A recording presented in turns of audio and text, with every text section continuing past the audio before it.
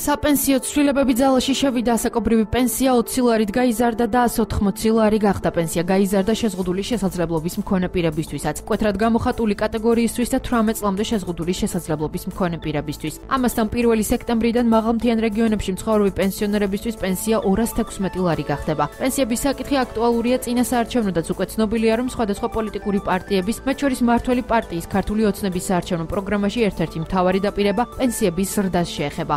2016 წლის მონაცემებით საქართველოში 713,000 ასაკით პენსიონერია რეგისტრირებული, საპენსიო ანაზღაურებაზე კი წელს ბიუჯეტიდან 1,570 მილიონი ლარია გამოყოფილი.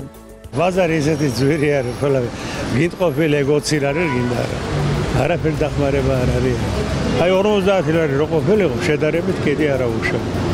ale ძალიან მიზერული არის, ძალიან ცოტა არის ეს 20 ლარი. რა არის შვილო 20 ლარი რა არის? პროდუქტი ბაზარში შედი რა ამბავია. რა არის ეგ პენსია? წამლის ფულად არ მეყოფა ეგ რა.